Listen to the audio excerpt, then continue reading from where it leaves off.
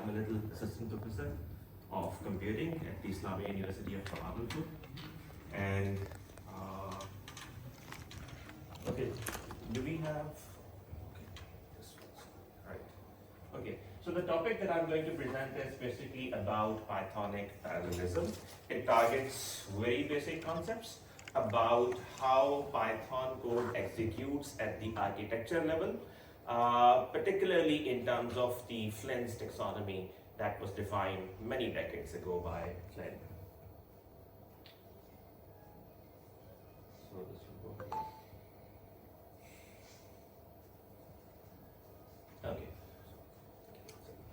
Okay, so like as a kid, the first gadget that we used to use was this calculator, and it was a physical one.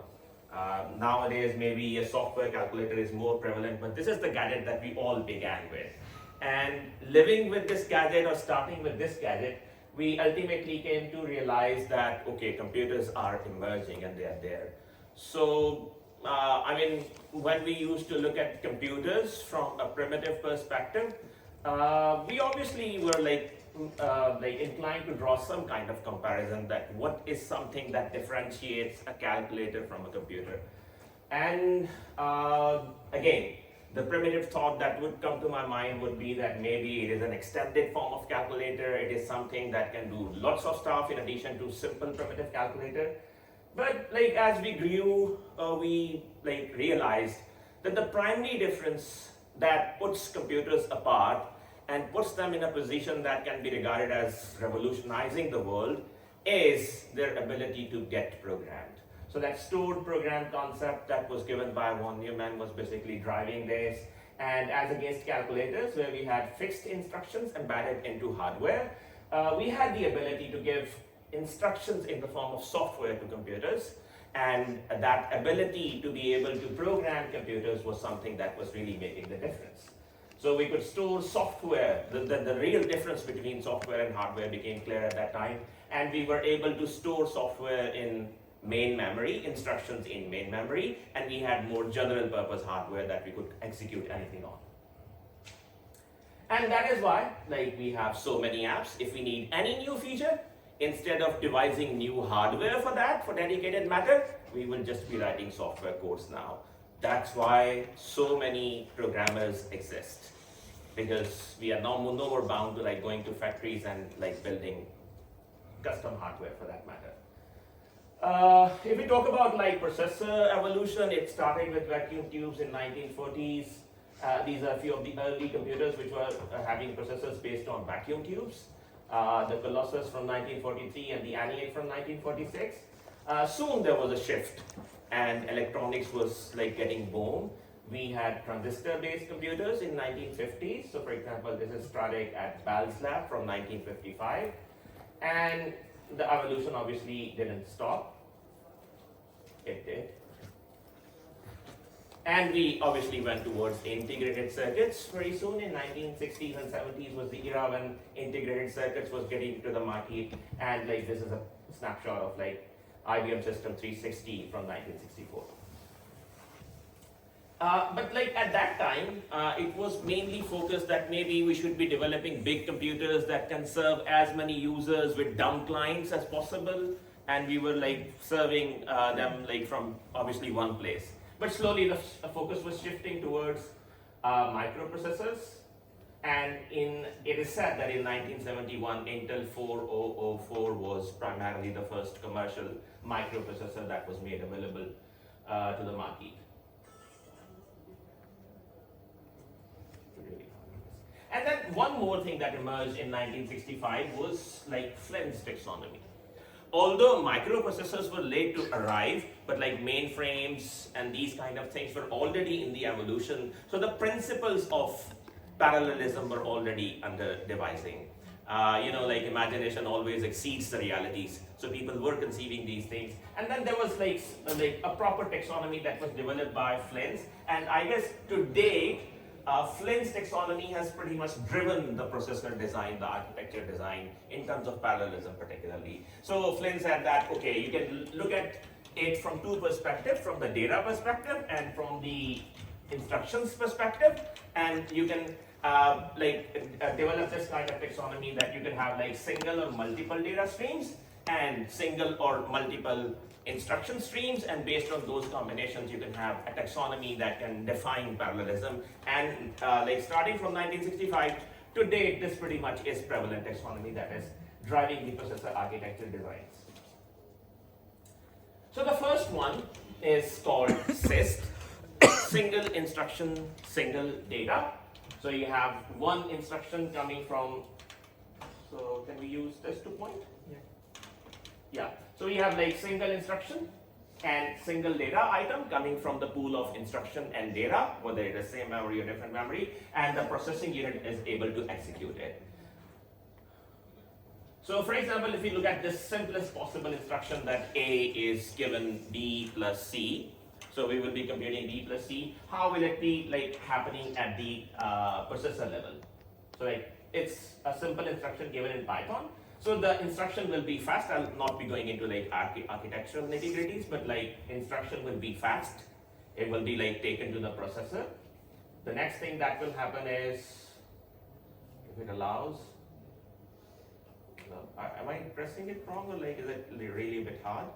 Yes, that's making point, like is it, I think it is connected to this docking station. So I should be pointing to it, I suppose. Okay, so instruction will be decoded, the processor will understand it, and it will see that, okay, I have like two things to read. So it will read B and C, two variables from the memory, and then it will be like computing or like executing it.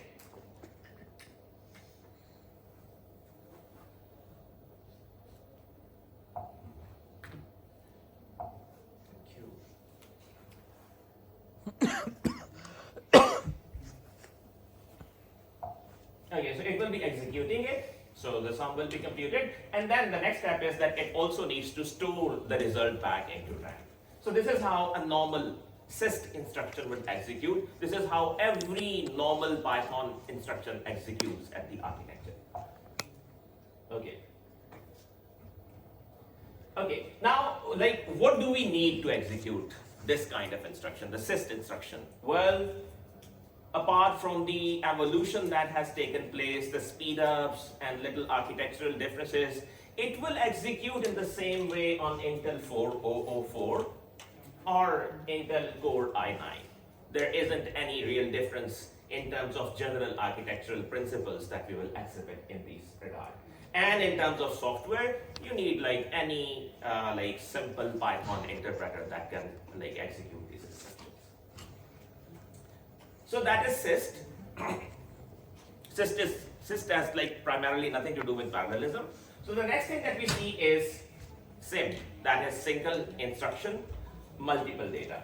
So for single instruction, multiple data, we assume that we have a situation that we have two lists that we want to multiply, the corresponding elements in the list.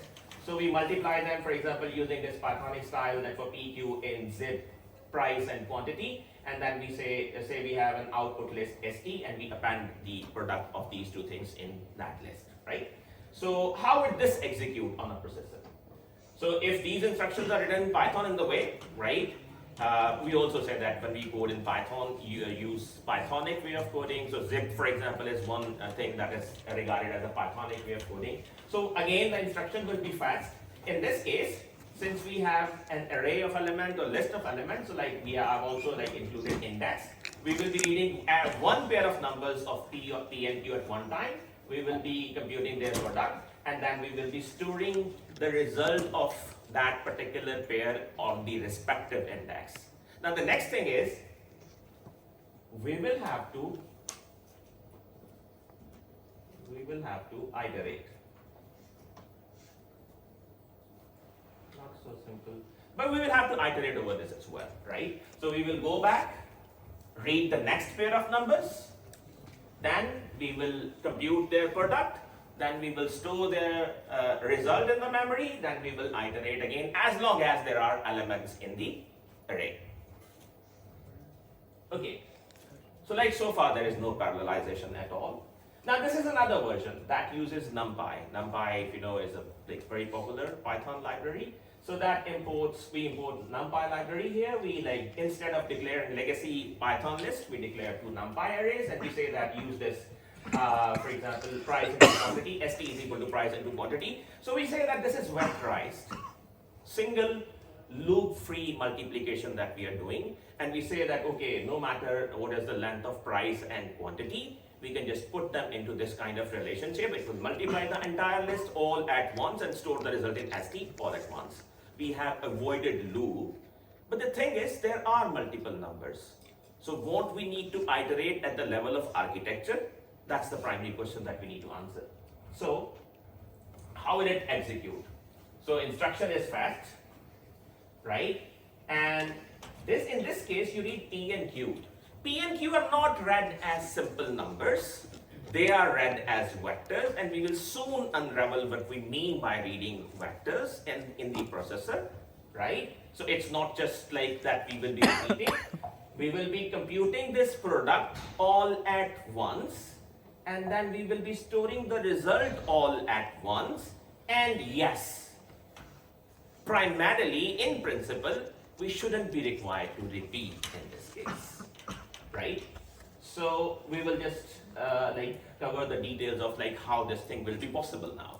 So when we say that we are talking about SIM, single instruction multiple data, that means we will have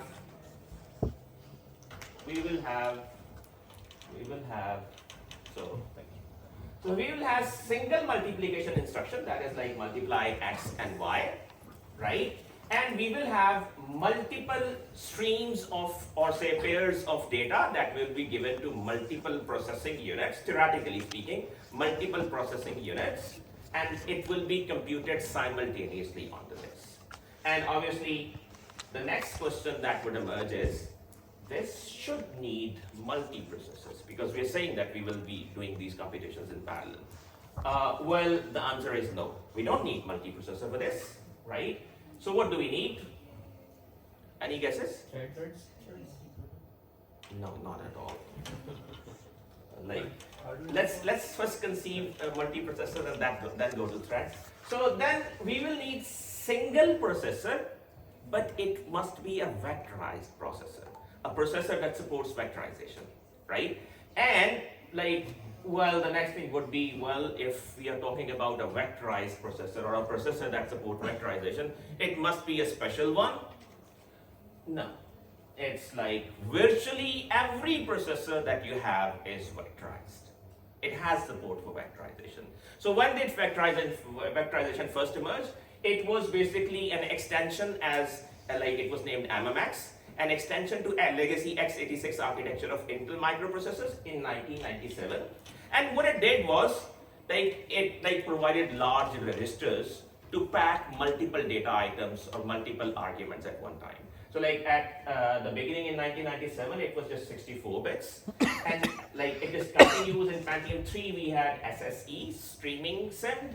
And then in 2011, in Core i7s, we got this AVX, that was Advanced Vector Extension. And the latest one that is commercially available is able to accommodate 512 bits of data simultaneously. So by saying vectorized, it does not mean that we will be able to do everything in parallel, but the opportunity to do many operations simultaneously increases leaps and bounds using vectorization. And yes, it is happening within a single core. Intel came up with this, and obviously AMD following the same x86 architecture had to follow a year later they also provided this in their x86 processors. Okay, now SIMD, single instruction multiple data, that is requiring just vectorization on a single processor, has a speed up of tens to hundreds of times over simple SISD instructions that we just discussed in the background first, right? And yeah, regular Python is not SIMD ready. It cannot leverage automatically. NumPy is one such library that is able to leverage this capability of processors. It is something that you have to manipulate at the level of architecture. It doesn't happen automatically. So NumPy is one prolific library that is doing this. We also say that the operation that we just saw, that was multiplying two lists without a loop, we call these kind of operations vectorization. So like there are two like very famous features of NumPy. One is called vectorization and another is, for example, broadcasting that you may have heard of, right? So NumPy can leverage it, and since libraries like SciPy and Pandas are built on top of NumPy, so by the dint of that, they might also expose the same kind of potential. They inherently cannot do it, but like using NumPy, they can. Okay, now the next thing is that it? So that means one thing is pretty clear, that NumPy, like I guess there is a misconception that NumPy maybe uses parallel hardware. It doesn't really inherently have that. So is that it? And like we will not be able to use GPUs in these scenarios? Well, we can. But like default NumPy cannot do that. You need enhanced library supports for that. For example, there is one library named QPy, which can increase the capacity of NumPy, and it can enable it to execute its instructions in the same single instruction, multiple data streams across multiple GPUs, across multiple processors in the GPU, right? And the same kind of parallelism exists in libraries like PyTorch and TensorFlow. Now, one thing I would say is, in addition to this word sim, is we can say that this is also kind of data level parallelism. You might have heard this term in architecture.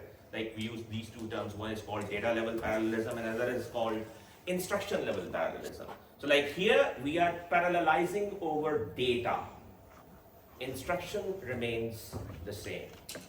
We are parallelizing over data. And even if we are going beyond a single processor, going to multiple processors in a GPU, we are leveraging data level parallelism, keeping the instruction the same.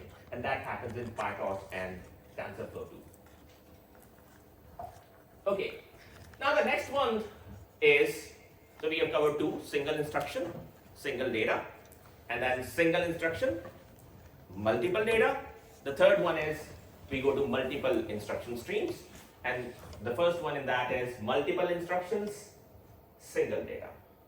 Now, multiple instructions, single data is something that we say that we have multiple instructions, multiple different heterogeneous instructions operating over single data or the same data simultaneously. Now, this is a pretty hard to conceive architectural paradigm, and there are no real practical applications that have been commercially successful.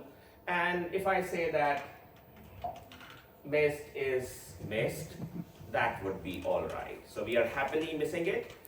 There are some like scenarios that people do portray, but the alternatives are still far more interesting and commercially more capable. So that's why this paradigm never really got realized.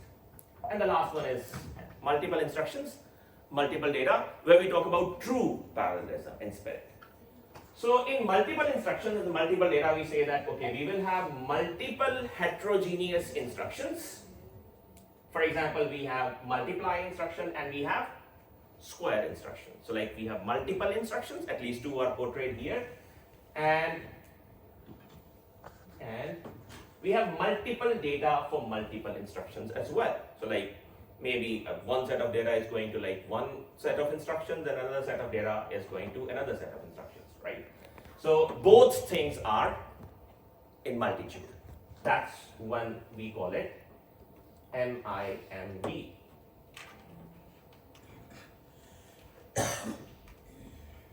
Okay. Now, is there a way of parallelizing this scenario in Python? Arguably, multi-processing is a way. So by multi-processing, we mean the multi-processing library available in Python. So like, for example, this is a very simple example where we import multi-processing library, right? So this is the module that can be used to create child processes. If you have gone through operating system, you may have heard of fork join model. So like you can fork multiple children out of an existing process that will run as children process of the parent process. There can be like different configurations possible for that. So this pretty much follows that same model, that you will be creating more processes or child processes out of an existing Python process, right? And for example, in this case, we say that, okay, let's have a list of numbers, and we create multiprocessing.pool as pool using this context manager. So what it will do is, by default, it will create child processes out of the existing Python processes, out of the existing parent process, and the number of processes that it creates by default will be equal to the number of cores available on the given machine. So for example, if we have 4 cores, it will create 4 processes. And the next thing we do here is, we say that pool.map process number and number. So we take the list of numbers, and we, for example, will be assigning 1 number each to the pool of processes that we have created, and the task that we assign to that is this function process number. So for example, we are saying if the number is even, do something else, and if the number is not even, do something else. That's just to distinguish between the instructions, that we have 2 separate things running on a given set of data. And so this is one way of achieving true parallelism in Python. So for example, if we have 4 cores, the process 1 will be running with number 1 in simple context. Process 2 will be running or executing the number 2 out of the numbers list, and 3 will be going to 3, 4 will be going to 4, and 5 is left. So that means by default we will be expecting that when the first process gets free, it will be taking up the next number to process that one. Can you ask questions? Oh yeah, sure, please. So this last line still looks like SIMD because the same function is being called now on a whole bunch of. So just to make a very simple scenario, what I've done here is I've differentiated it here. So the differentiation happens inside the function. Yeah, inside but the the call still looks like SIMD. Call is obviously same, but in principle what we say is we should be able to perform different operations on different data. Right? So this is a very simple scenario that I could portray in this case. Isn't this the case with all of forking that you just mentioned? I mean, the function is going to be the same in fork and reduce architecture. It is we just address this thing, that the function that we are calling is the same. Within the function, for example, I just explicitly highlighted that perform a unique computation for each number. So the instruction that we are going to execute is not the same. Right? Now you can say that no, I need a separate function for them as well. That's a separate case. We can make code more complex and achieve that as well in different ways. Is that achievable in forking? No, I'm saying this in theoretical sense, right? I'm not talking about, for example, this is not even fork in that context, but just theoretically speaking, right? Okay. So this is one way of achieving parallelism in Python. Now, obviously, the natural question that comes to my mind, to anybody's mind, would be that where would multi-threading fit in? Because multi-threading is something that usually is the first thing thought of when we talk about parallelism. So the problem with multi-threading is that the bad boy GIL, that global interpreter law, prevents parallel execution of multiple threads. So no matter how many threads you create in your Python program, when it is going to go through the GIL is basically a mutex that implements it as a critical section that whoever wants to access it, the interpreter, it is going to be just one. So the interpreter really becomes a critical section, right? So that means no matter how many threads you create, at one time Python interpreter will be giving 1 to the operating system to execute. So that's why I have said that SIMD can potentially achieve parallelism, but threading is not going. So multi-threading is there in Python. You can use that, but no matter how many user threads are you creating, at the system level, Python is handing over just to 1 thread as a scheduling candidate. So it is not going to leverage parallelism. Then obviously we talk a lot about libraries. That are there any libraries that really make use of this main paradigm? So in fact, as far as I have researched, the libraries mainly live with data level parallelism. So we talked about, for example, libraries like TensorFlow or PyTorch, which are leveraging the capacity of GPUs to carry out multiple executions across multiple processors, but they mainly are doing data level parallelism. To conceive real scenario of instruction level parallelism or multiple instruction, multiple data, it is really hard to conceive. People often talk about libraries like Dask, but it is subjective that whether it really achieves that MIMD or not. So in general, what I've figured out is other than using multi-processing, there is no real natural way of achieving multiple instruction, multiple data paradigm in Python. So, to conclude, SISD is any regular Python instruction that is like working as SISD, and it would execute on any processor that you have. SIMD, single instruction, multiple data, that is also regarded as data level parallelism. Well, NumPy, and by the dint of NumPy, SciPy, and Pandas also has that capability. And this doesn't require a parallel processor. It can run on any vectorized processor, and any processor that you're using today is vectorized.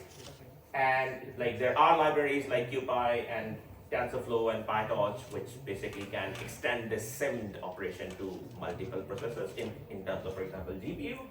And the third one is MISD, that is missing so far. And the final one is MIMD. So like multi-processing is a way so that you can use that library to create parallel scenarios in Python. Multi-threading isn't, because JIL doesn't really allow it. So that's it from me. If you have any questions, please.